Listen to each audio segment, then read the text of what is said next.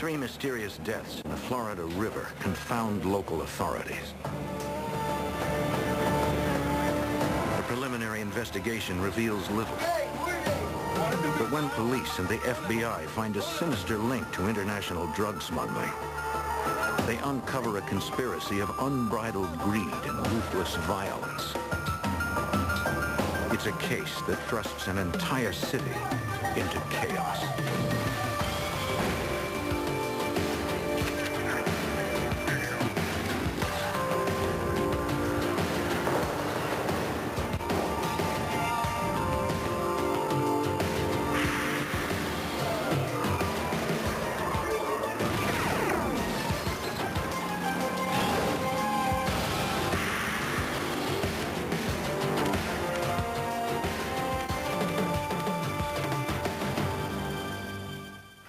In the 1980s, thousands of violent criminals flooded into America from Cuba and Colombia.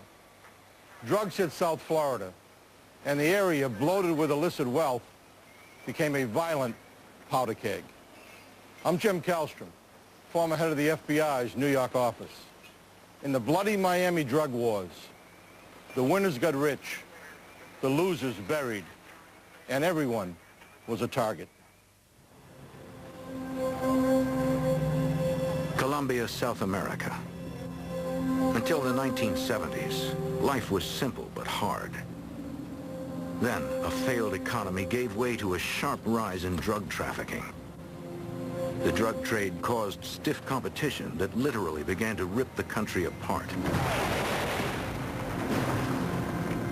Ruthless Colombian drug lords began consolidating their businesses into partnerships known as cartels. Death came to anyone who got in their way. As the cartel's influence grew, so did the American appetite for illicit drugs. And Miami became the prime point of entry for most of the cocaine smuggled into the country. And with it came bloodshed.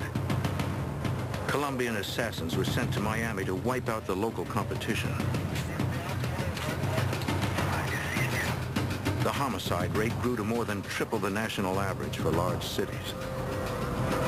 Miami was named the murder capital of the U.S.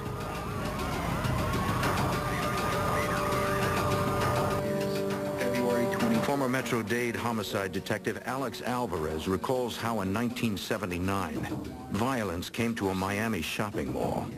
His date of birth is several drug traffickers bought out a step van, lined it with bulletproof vests and portholes, and did a drug hit in the parking lot and sprayed it with, hundreds and hundreds and hundreds of rounds in the parking lot trying to kill their intended target. 2 known drug traffickers were killed, and several innocent bystanders were wounded.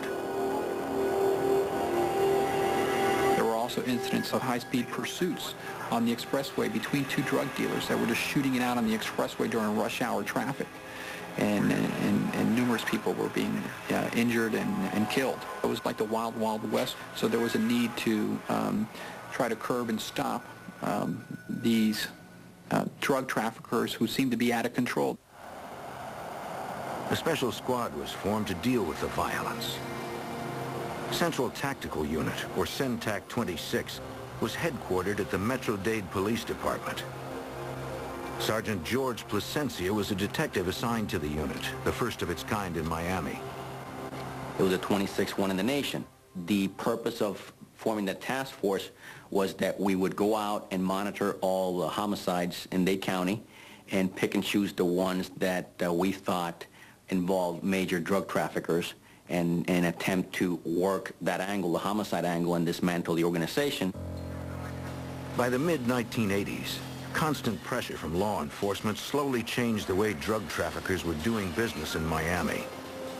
They got a little bit more sophisticated. They still did the murders, but not the shootouts in public. Drug traffickers went deep underground, organizing cells that excluded all but family and close friends. Many cells specialized in activities such as cocaine transportation, distribution, or money laundering. In In only a few years, the business had become large and sophisticated, and still very deadly. On the afternoon of July 29th, 1985, a Marine salvager working on the Miami River noticed something. Off the bow of his boat, floating in the water, was a body.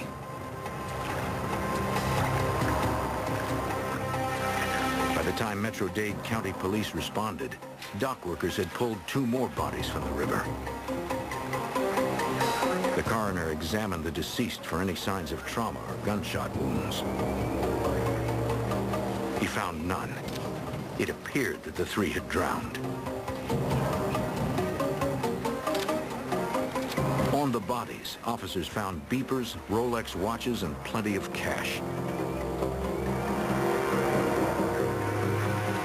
2 were armed.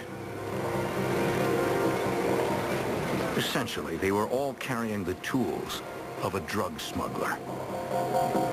Metro-Dade police called SynTac 26. Sergeant Placencia investigated. Yeah, hold on, let me write this down.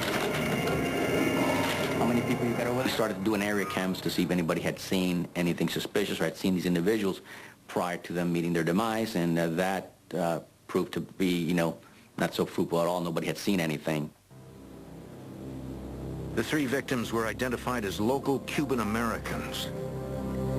2 had minor police records.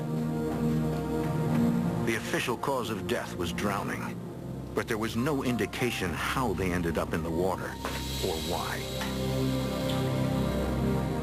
Detective Alex Alvarez searched for a lead in the case. We began running records checks and contacting the Drug Enforcement Administration to see if these people were known drug traffickers. Agents at the DEA did not know the men, but they did have a source that could help. Right. What's the address?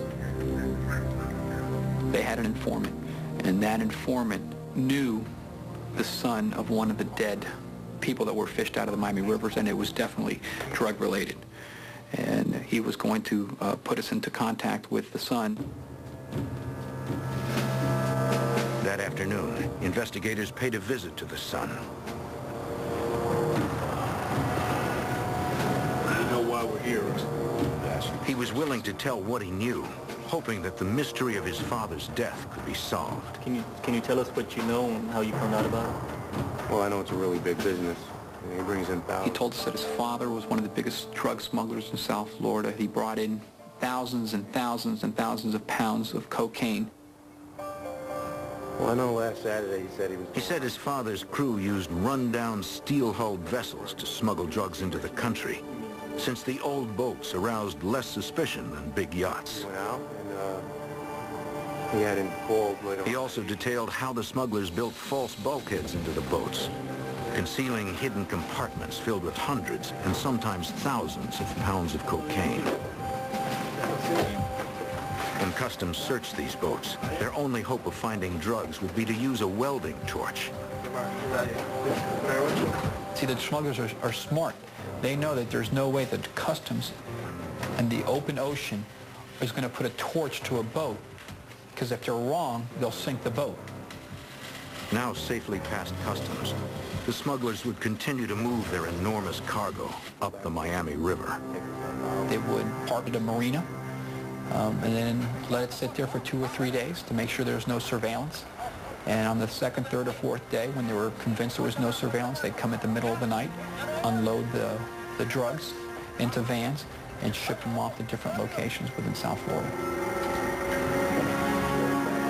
The son said he had been visited by 2 of his father's friends who were on board the ship the night his father drowned.